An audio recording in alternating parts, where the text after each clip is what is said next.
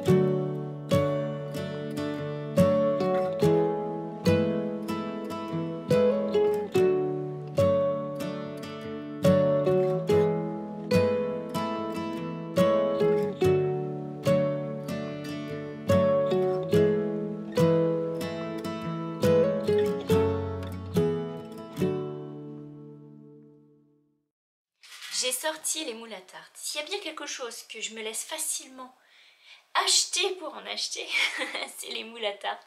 Les moules à gâteau, les plats qui vont au four, c'est quelque chose que je trouve très beau. Et si je vais dans le rayon de vaisselle, ben, je suis perdue en fait. Parce qu'il y en a tellement et je trouve ça tellement beau. Mais forcément, je vais ressortir avec une sorte de moule un petit peu différente. Là, je m'apprête à faire une tarte à la citrouille avec le reste de potimarron qui me reste et une croustade aux pommes. Et j'ai sorti mes moules préférés.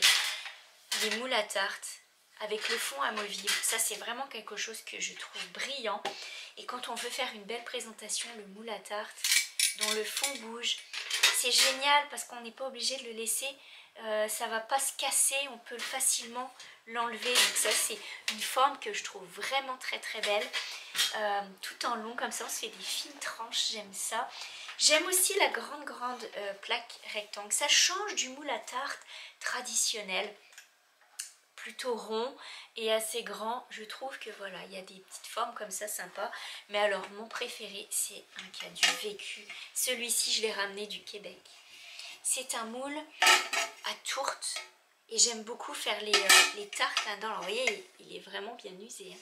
J'aime bien faire les tartes hautes comme l'American Pie qui a une pâte dans le fond, il y a la garniture et une pâte au-dessus, la croustade aux pommes parce que c'est bien épais et qu'est-ce que c'est bon.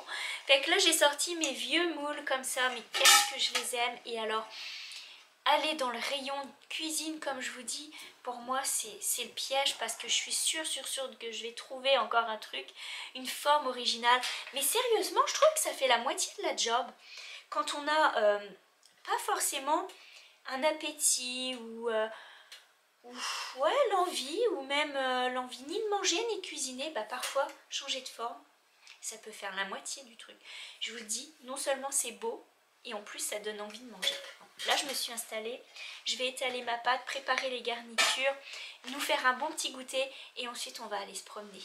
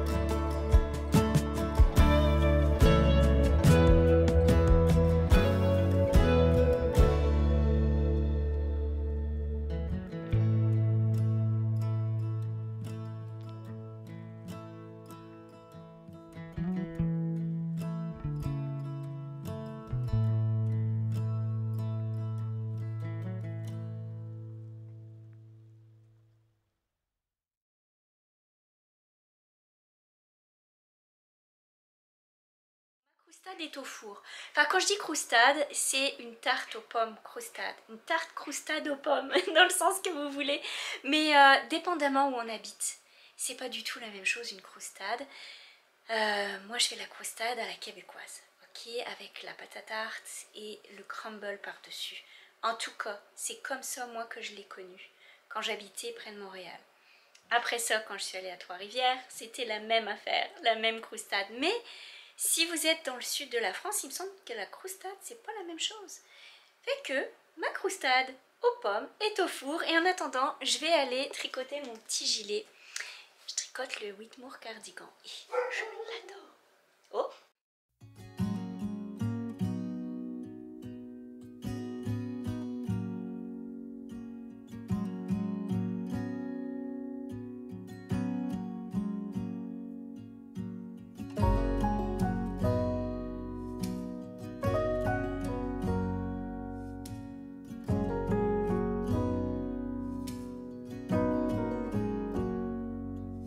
If I wrote you a song, if I got every word perfectly weighed, one piece of paper.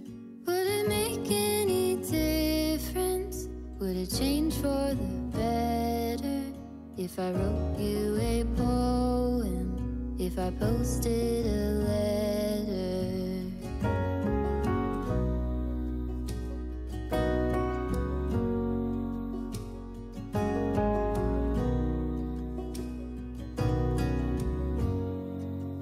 Is it maybe because I never knew quite where I was, and suddenly you told me, baby, you're lost, but I am too.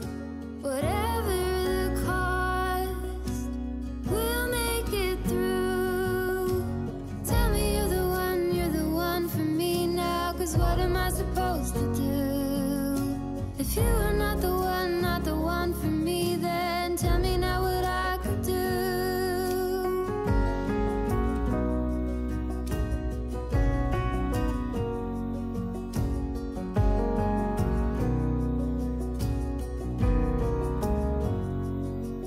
If I told you that I don't know where I'm going, don't know what to say, but I go without knowing. If I told you that I don't know what to believe in, don't know how to pray, but I pray anyway. Tell me you're the one for me now, 'cause what am I supposed to do? If you are not the one for me, then tell me now what I could do. Tell me you're the one for me now. Tire un petit poulet pour le rôtir pour ce soir. Et pendant que c'est au four, je vais aller un petit peu nettoyer dans le jardin, dans le potager. Je vais essayer de faire un peu ma plate-bande là où il y a les échinacées, récupérer les graines, couper l'artichaut. Donc je me donne une petite heure pour faire ça, profiter de la fin de journée, en espérant pas me faire trop manger par les moustiques. Et puis ça va faire du bien de prendre l'air. Voilà, je vais essayer de nettoyer cette partie-là. Et je vais aller sortir les bébés aussi, je pense qu'elles vont être contentes d'être avec moi dans le jardin. Fait que c'est parti, je vais travailler.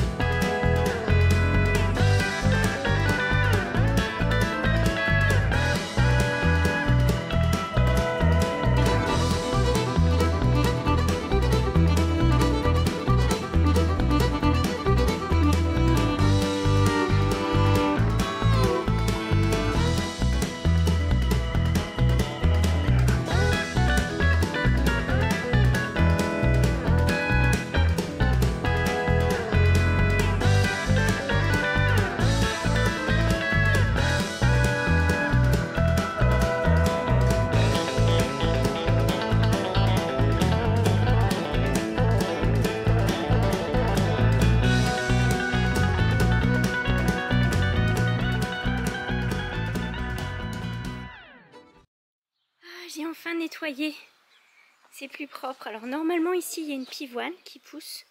Bon là c'est fini la saison donc elle est coupée. Ici il y a des liatrices. Il en reste un tout petit peu de feuilles ici. Des liatrices. Il y en a un autre pied par ici, j'ai bien nettoyé.